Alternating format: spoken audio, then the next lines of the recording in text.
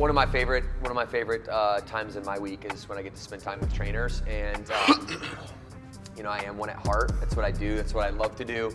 Being out here on the floor, whether it's working out, training in camp, or actually on the mic, which, let's be honest, I like being on the mic a little bit better and doling out the punishment. But thank you for thoroughly kicking my butt today. I felt like there was just a circuit of you that I never had. I never had a moment by myself, which I really appreciated. And you guys have all really brought it this week. So this Q&A is basically for you to get clarity, right? For you to ask. I mean, there's all different types of tenure in the room. From, you know, how long have you been here for? About 2.5. Who's been here for over 2.5 years? Anybody? 2.5? How long? Well, I was a year and a half in Illinois and then now 3 years in Missouri. Okay. Okay. Yeah. Since 2019, so it's about 2019? 2.5 years. Okay. Who else? Meg, how long? 6 years. 6. Meg's been here for 6 years. Yep. Absolutely. So I hope you guys have gotten a chance to really get to know each other and take it deeper. And, like, you know, I'm an open book. I've been here since 2012, so that's 10 years. And not that I know everything, but I guess I'll tee this up with one of my deepest passions is to be able to create an environment where trainers, fitness experts, people on the front lines of health in our society can collaborate together, collaborate with one another, share a high standard, and really really give training, personal trainers, give it a name, recreate it, shift the paradigm, if you will, of what it really means to be a trainer. And we're already doing that. It's just incredible with how our system has responded as a whole to, like, our protocol and taking it seriously and understanding that this is an art and a craft and something that you have to be very skillful to do this job, right? And I feel like training in America has been like, oh yeah, like if you're into health and fitness, you get an entry-level job out of college and then you can't ever build a future there. So, like, let's, you know, think about a serious big girl or big boy job, right? And it's like, man, if you're passionate about something, you can make a career out of anything. And that was my belief early on. And I was just so poorly mistreated at my first personal training job that it left an emotional scar on me. And it actually just motivated me, honestly, to just want to create something to where we held like the craft of training more sacred and really redefined it. So that's what I'm constantly working on every day as the visionary of the company. Nobody really knows what that means, but it's kind of in the title. It's like everything that we're working on right now. Morgan, our CEO, my wife, my partner in crime, she's over all of that and making sure that what we're doing right now is we're continuing to perfect what's down and in. But there's a whole nother part of the business that hasn't happened yet. And in 2012, when I started, I didn't know we would be here, y'all. Like, you kidding me? Yeah. I wanted to do like 5 gyms in North Charlotte and be the family fitness culture in North Charlotte. Like, that was our dream. We did that in like 3.5 months. It was like, well, success breeds ambition then, I guess, was a new philosophy that we took on at that time. And then it was like, all right, well, if we can do that this quickly, what would happen if we just took over Charlotte? And then we did that in the next 1.5 years. And then people from Raleigh, who knows Mike and Andrea Hartshorn or Aaron Studdard? Okay, Mike and Andrea, they're still franchise partners today. They own multiple locations. They own here in Concord. Great friends of ours, great partners. Aaron Studdard was a owner in South Durham. She has since sold that gym and is now a trainer in the system down in Florida. But those two were the first trainers that came to me and said, hey, how do I do what you're doing in Huntersville, North Carolina at the time, where our studio is right now, our building over there. And so that was my first taste of somebody really believing in me, right? Like, because they believed in me. That's what they were doing. Their vote of confidence to want to be a part of the brand was to say, hey, I know you're like this young kid that doesn't know anything, and you know we're kind of young and dumb too. So let's just see if we can't like build something great that goes against the grain a little bit. And so we said, okay, what does that mean? It's like, hey, it's about what you gain, not what you lose. You know, it's about being strong, not being skinny. And we, you know, these are things now that kind of are permeated, semi-permeated, I would say, in culture, and we had a big part in that early on. So this craft is of training. When I say craft, I really mean it. I really take this seriously. I'm going to commit my lifetime to creating a paradigm shift in the fitness industry so that the company that's at the top of it right now is Planet Fitness. We're going to take that top spot. We're going to do it the right way with people first. Not that they're doing it the wrong way or our way is the right way. It's just the way we want to do it, right? People first. Building the culture first and also worrying about a profit too. And that's where this whole grab for trainers comes in, right? It's like, we'll teach you the product. You're going to bring in your talent because we only recruit talented people. We'll help you sharpen up because swords sharpen swords, right? So we'll help you sharpen up, and then we're gonna layer on leadership, marketing, sales, and business ownership, entrepreneurship, if that's in your future, if that's what you see for yourself, and not just our training manager or somebody that oversees a region of trainers whose impact is now multiplied, right? And there's just so many pathways now that it's just a really exciting time to be a part of the brand. And I really appreciate you guys being here and just kind of wanted to open up with a little background story, give you a little context, let you kind of feel some passion from me and how excited I am to just and privileged to honestly be here with you guys. And it's kind of weird still for me, like people want to ask me questions, but I guess they want to ask me questions. So, and I'm more than happy to help, don't get me wrong, just kind of weird. I was never the person that growing up that people wanted to hear from, so.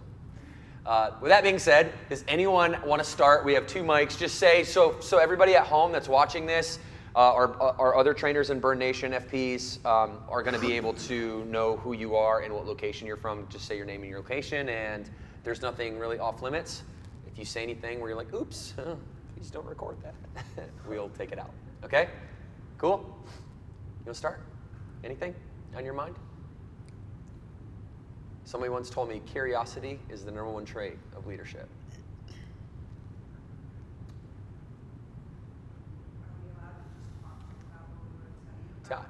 Tell me whatever's on your mind. Okay? Take the bag. I should probably clean my mouth. That's usually what it turns into. It's just hey, I appreciate you. And just kind of rapping about everything I'm talking about, what it means to you. I'm gonna write down some stuff. This stuff I'm is good? popping in my head. It doesn't. Oh. Well, Devin and I go way back. Yeah, we do. But so Dev, I just wanted to tell you. I was telling Matt yesterday that I am actually very grateful for what you guys are doing to make this better and more streamlined, because coming from where you started and from where you are now is absolutely amazing. And being on this journey from 6 this long is, for one, the passion for people was my thing because I love people and want to make them better. But just seeing how you are taking care of us as making us better and putting us in a better place to then help our people has been, I can really just say I appreciate what you're doing as far as getting everything streamlined and having a blue carpet experience and taking us from through COVID to where we didn't think we'd get back to it, and then we still totally started tackling blue carpet experience, and all of a sudden we're back to okay, we're back in it, let's go, and going better than ever. So in that part, I'm super grateful. I was wondering if you could elaborate on thoughts on where we're going with maybe possibly going more of that strength-based stout camps. Yeah. So first of all, I want to appreciate you and being here for 6 years. You've seen us go through the ups and downs, and we've grown together in a sense. And for those of you that are just starting, we get to start that journey now, because I'm not going anywhere. I'm not going to go anywhere. This is what I love to do. I have zero desire to leave, right? I love this company. And so thank you, and I hope to spend 6, 12 more years with you and be able to provide that environment.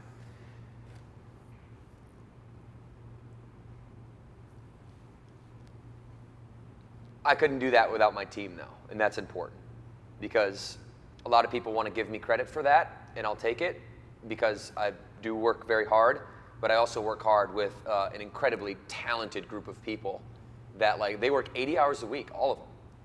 I don't ask them to. They just love what they do. They love hearing that. They just love, when we appreciate them for the hard work and that they put in and show them how it translates into changing somebody's life. That's really cool. So thank you. Strength is where it's at for us. I think that's the future. That's what I'll say. I think that's the future, but I don't know everything. So I need data in this instance to help me do that, and our plans are to put out in the near future to put out surveys to our members, right, that are going to really give us not only that information but a whole body of information as things come online, like our new app that we're working on really hard right now. Right, we're working on a new app right now that's going to just do exactly what you're talking about. Take the next step in streamlining the business, and this would be like the quantum leap. Like this is where technology really starts to hit the rubber will meet the road in technology, but we're not going to put it on the walls because look at you guys. Why would we do that? Like to me, that's a slap in my face. If I'm an expert, I don't want to tell people to turn their necks and look at the screen. Do you? Do you? No, you want to be able to build that relationship, right? That's what this is all about, you know, that really deep community. And part of that deep community is getting results. And so as we see more and more of our membership only choosing burn, we need to be more thoughtful about longevity. That's number one. We need to be more thoughtful about nutrition. That's number two. Focus meetings, number three. And so these are some of the things that I'm focused on really upgrading and evolving. And we're never going to stop evolving, right? But we've thrown around a lot of ideology inside around what a evolved protocol looks like. And there's two sides to that. There's technology, and then there's like actual logic or rules or philosophy. And we've always been a company that allows our philosophy to shift over time, because we don't fall in love with our business model. That's how businesses go under. When they fall in love with their product or their service or their invention or what they did, right? It's driven out of ego and kind of a narcissistic mentality. We fall in love with our members and our franchise partners and you guys, their teams, right? That's how we kind of say it is like members, franchise partners, and their teams.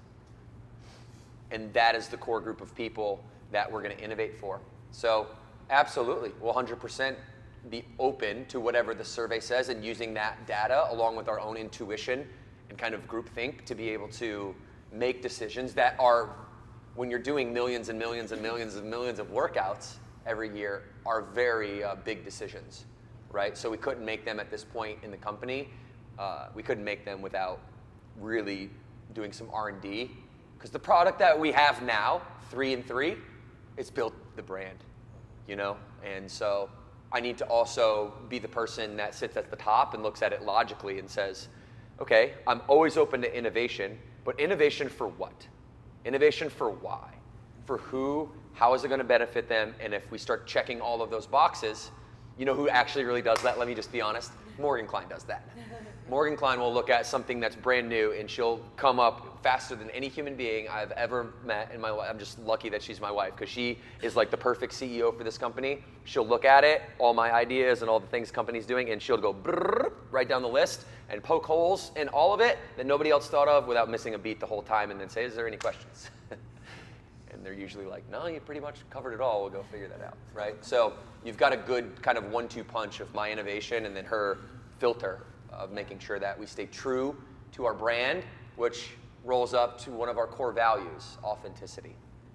So, and I could keep going on that thread forever, talking about how core values then lead back into the behaviors that we say yes to and say no to. And so the core values aren't just something on the wall. The core values, they actually are something that's in our heart, that dictates our behavior. And they're in our head too, because part of the logic on how we're going to make decisions, it comes in the back of those core values, like people first, you know? So there's always the profit side of it too, and there's the culture and people side of it, and my job is to maintain that. Similar to, I would say, a historic example of this in our kind of brick and mortar retail world is Starbucks. They really nailed, and they've had their ups and downs like any company, but they created that community service model. And that's what we're doing in the fitness industry. It's a great question. Yeah. I did have. Yeah, pass that mic. Let's go, Kim. Remember to say your name, Kim, and yeah, they're both on, and your location too, so everybody knows at home. All right. My name's Kim. I'm from the Columbus, Ohio location. Trainer, and we also just took over that location back in December. So I think I talked with you this afternoon too. Yeah. Awesome. But Just to build on Megan's question, with in regards to you said you needed to see the data and stuff. Like, what are you looking at from like a data? How are you getting that data? And would you ever consider having like test gyms, if you will, not necessarily like Norman, but like your average gym that that makes up a good bit of the Burn Nation population. So would you ever consider doing like test gyms? If you haven't already thought about that, would that be a consideration to kind of get some of that data where you would test it out for a few months, see how it works, see how the members react to it before rolling something like that out? So I mean, that's a great thought process, right? And so that's kind of the train that we follow is, okay, when we innovate something, first we're gonna go get the data. We'll have an intuition that sparks the innovation. Hey, this might be cool if we could do it that way. Ooh, yeah, and that starts to get a little flame. It's like, okay, now I trust in everybody, yes, but who I truly trust in is God, so everybody else bring me data. So they bring you data in, you get to then make sure the data matches with the intuition, and then you go alpha, beta, rollout, right? And so that's kind of the cadence. And so we already have gyms that are doing alpha tests. Okay. One of the biggest projects that we did last year was called Project Spearhead, and that was when we opened 5 gyms in Salt Lake City for what I would call just a protected market area where we could run market-wide tests, because we've been able to do single location tests for a long time. And that's part of what's informed the evolution of the business. We really try to listen like 360 like that, but we didn't have like we have markets that are owned by, like Chelsea Ted Theodoropoulos owns St. Louis, right? There's nobody else in St. Louis. I could theoretically like partner with them to do tests, but at what cost if it doesn't work, And I wasn't willing to go that route until I knew. So we wanted that incubator in Salt Lake City for the West Coast HQ to do that. And 100%. When we get to the point where a intuition matches data, then we will do the smallest, easiest, most feasible, non-taxing first people's time test possible, which is usually like 1 gym for a quarter or something along those lines. And then you go from there. There's a stop gate at the end of the alpha. Everybody gets together. They say, hey, did this work? Did this not work? If we still want to move forward, we might continue alpha, or we might go to a bigger group called beta, which I'm sure you're familiar with, right? So that's and then we'll go through the Franchise Advisory Council, right, which is a council made up of a representation of all of our regions with 10 seats, I believe, and the Marketing Advisory Council. So then they become our checks and balance to the big decisions that we get to make. So that's kind of like the process in a nutshell, the quality assurance process in a nutshell. Sorry, one more question. No, please. What metrics specifically are you going to use to deem it a success or no-go? Like, what metrics are you looking Well, at? we'd have to really dive into each question individually, because we craft things in a way where each individual question has a specific answer, right? We're not looking for one, but it has an answer. Right. And so we kind of just ask the questions and then let the data tell us. We don't try to infer anything or ask any leading questions or anything like that. Got it. Yeah. Okay. For sure, but I'm a big data person. I have to be. Yeah. There's too much on the line. Yep. Yeah. Touchdown. House. Meg, you can play quarterback. Oh, yeah. You can do anything. Superwoman. Yes. I'm Catherine. Hi, Catherine. Hi, from Blacksburg, Thanks for Virginia. the butt kicking today, by the way. Always, always. Thanks for receiving it. Yeah, that was fun. Well, first thing I would love to say first, I was talking to my group the other day about a group that came from a dysfunctional gym situation, and so they were trying to find a new gym in the area. And the outcome of it was that I decided, and my FP and I together both were kind of on the same page, that the culture that they brought into the gym was not the culture of our gym, and it didn't matter what kind of money they brought to our gym. It wasn't necessarily worth having them as members. Yes. And I just wanted to speak to that first and just say it's incredible how different our community is and the culture you guys have created, because it really, when you have people like that come in at once from another, I don't like to use the word competitor because I Right. love what you one time kind of said about that, And so I've always kind of held on to that. But from another local gym that is a name out there, it is incredible what kind of a culture the other ones have. And you really see the difference when a substantial amount, and it was a group over the course of 2 weeks of 15 people, and it was not our vibe. So that just, I think, speaks so highly of who we are. And, you know, so anyways, and that comes from the top and what you guys have created. So thank you for that. And I do, like, for anyone who hasn't ever experienced that and forgets, because it's easy to get comfortable in it and just think that, like, yeah, it's great, but you forget really how very different it is until you kind of experience that, because we don't go into non-burns a lot, right?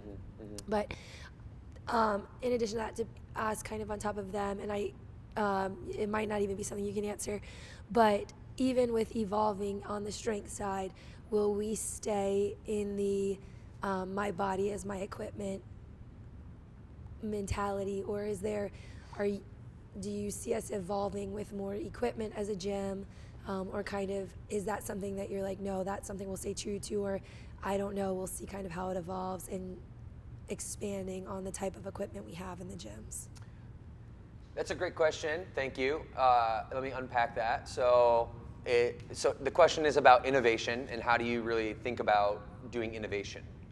So right now there's 14 protocols. There used to be more, and then there was less, and now there's 14. So there's a pattern of we kind of flex that within I think a consumable range for members, right? Not where there's 36,000 of them and it's all random. Body weight conditioning is one of those. One of the beautiful things about burn is that we have taught people that their body is a machine and they don't necessarily need them. I'm not saying that they're bad, I'm just saying that you don't need them. It's not a necessary thing. It's nice to have sometimes, yeah? So teaching people to use their body to build their body is, to me, a practical life skill that people just need, and that always needs to remain as a part of our brand. That would, to me, be going against one of our core values, right? Which is authenticity, because we believe that we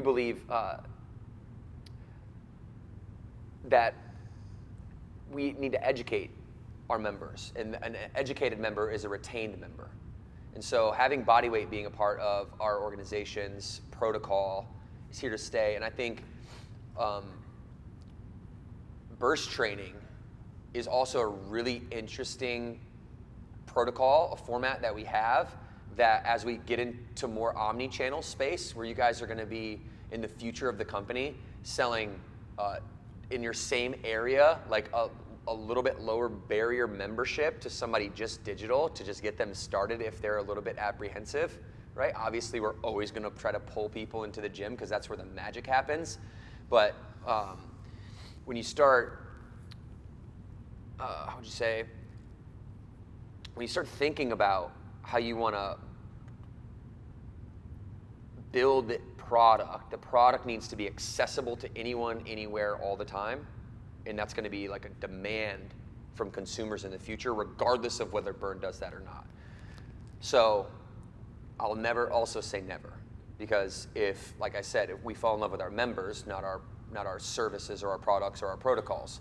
So if one day dumbbells all of a sudden become taboo for whatever reason and get eliminated, or canceled or whatever you want to call it, we just stop using dumbbells.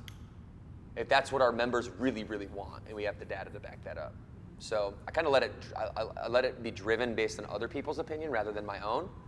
But I understand that if we negotiate with any body weight stuff, then we'll be taking away from my perspective at least, the fundamental education that somebody would need with their fitness. Yeah, something like that. One more question. Yeah, please. Because we have members ask us this all the time. So we're a universal membership, but they don't get camp credit for going to another gym. Yeah. Do you have a reason for this? I have. This has been one of the most burning questions for me for the last 3 years, because there was in essence nothing we could do about it for a while, because this is why we were building some new technology, and why we're putting our technology into building our community and making our business model easier rather than trying to replace our trainers and put it on the walls. Our technology for Pose your question one more time, because I think I want to answer it a different way. We're a universal membership, but our members don't get camp credit. So because of the complex applications in our business, this will get technical, that don't talk to each other, we have trouble keeping track of members across the system. So we've been working really hard for like 2 years to build something called an ODS, or an operational data store, where we basically take all of these apps that run our business, this is part of streamlining, and we put this into one warehouse, okay? This is like the technical, nerdy side of it. And now we get to write the logic there, because all of the data is in one place, rather than trying to communicate across multiple channels. So not only are we going to be able to track members cross-regionally, meaning location to location to location, track their universal membership, have their Keep Moving Club real time all the time. That's going to be like in display on their app with a rewards program hooked up to it and all types of cool stuff. So it'll basically go from like an ideology that didn't work that well, although exciting, but it didn't work well because the technology for the business wasn't there yet. And now we're taking the next level to, we're taking the next step in technology to where that will just be, like the new application will just blow your mind with how member friendly it is for all the things that they love. Yeah, it's coming. It's been like such a thorn in my side for so long, but it's a bigger problem on the back end than it actually is on the front end. It takes a long time to fix it. Yeah. But it's easier to explain it to people too. Yeah, for sure. And we're always open books, so like I think it's actually cool for me to talk about this stuff, even to members, because they're like, ooh, that's like interesting, like, you know, like they like to be a part of our culture, you know. Did you guys introduce it at Summit? Well, yeah, we're gonna introduce it at Summit. We're just gonna, Brushed over it last we're gonna just show it, right? We're not like rolling it out, but we're just gonna show it, and there'll be a long period of time to where it hits the system, but we'll be prepared for sure. I've got a question off of Catherine's question. Yeah. I got one right here, Catherine. So we're talking about like difficult members, right? Whether it be promo or even people that have signed that have maybe changed or, you know, just not a good culture fit, right? One, like, how would you deal with that, Devin? Because like I'm the type of person where if I saw those people come in, I'm like, I'm gonna freaking change you. You know, like I want you to be different. I want you to be a part of us, you know, and I think you deserve to be here. But at the same time, obviously what you're doing ain't working right now, you know? So like, what would your approach be to that, Devin? We did not kick them out. Yeah. No, I'm not saying that. I'm just asking, like, you know, like. Well, I've had a lot of experience in this too, because you remember, like, I've done 15,000 camps. So it's like I've ran into a lot of this stuff, and I'll say this. I'll say that that's my leading mentality. Like, if we have a culture, right, and we need to protect that culture, and that's what you did. You guys protected the culture. And we gave it a chance. Right? Of course, absolutely. And I'm sure that some of them were difficult and some of them weren't, and that's just sometimes when And some are still coming back. right, like think about this, like when the Giants go into the Eagles and there's a group of Giants fans and they walk into the Eagle, it's two different cultures. It takes a minute for them to collaborate, you know? And so I just think it's a open arms mentality that we love everybody, and you know, we have an adult conversation. We could even use the feedback loop if there's something that you don't like, some type of behavior. I believe that as a mentor, and if you believe yourself to be a mentor, which I think you should if you have the mic on your face and you really take this stuff seriously, I think you should step up and be a mentor. And if you see something a behavior that you don't think is in alignment, go have that conversation as a mentor and don't let any time pass, right? And then sometimes people don't like that conflict and they might leave. But at least you went to them with open, loving arms and said, hey, would you like some feedback? You know, I have a need for you to, you know, be a part of this culture and add value to. I'm so glad you're here, but you know, these things, these behaviors don't align, and you know, can we adjust this? Let's work on this, whatever the conversation is. And then you have that one talk, maybe another one. There's been very, very, very few times, only actually once, where I ever had to tell somebody that they were no longer welcome at Burn Boot Camp. And that was, and I'm perfectly okay to say this because this is the culture. This is called protecting your culture, right? I don't pretend that 100% of the population is in alignment with our core beliefs and our values. That would be a false belief, right?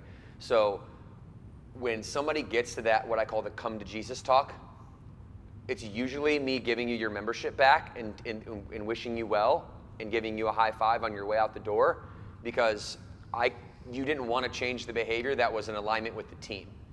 So this was way back in the day. It was like 2013. And I had a deconditioned member, I mean, super deconditioned. Some you would call her super obese in like nomenclature today. And she was like so vulnerable to just come in and be able to get on the floor, chop the ledge, do the agility ladders to the best of her ability. Like, you know what I mean? Like, you've seen people that are super obese, they have just a tough time moving around. And so we had ladder drills out one day. I used to have fast, faster, and fastest. I never called it, hey, here's the slow, medium, and here's fast, faster, fastest, pick yours, right? And so I'm always pushing people to get to the fastest one, right? And I want her to get some confidence, right? And so I push her to the faster one just for 1 rep. I'm going to go 1 rep on the faster one, show yourself it's not so scary, and then come back here and we'll she get in the faster one. And the lady that I've talked to about this same thing over and over and over happens to kind of blow up in this moment and basically start trash talking the deconditioned woman behind her in the ladder. It's like, oh, you couldn't go any slower. Like, I don't pay to like watch you from behind, like hurry up, like legit smack talk like that. And I heard it. I didn't do anything right then in the moment because I was young and I needed to process what the hell I just heard, because I'd never heard somebody disrespect another human being like that before. So it takes a lot for you to for me to have this come to Jesus conversation, right? And if most people want to be here and they understand the core values of the culture, they want to align to that because it makes them a better person when they do. And so I ended up having a conversation with the woman who was the perpetrator after camp, and at the time, she was paid in full, I remember. And that was my first time where I was like, hey man, doing the right thing is always the right thing. Give this woman her money back and wish her well. Don't burn your bridge. Tell her she is always welcome with an open mind, a positive attitude, and optimistic beliefs and encouragement for others. So that was like my one time, and then I never had to do it after that. But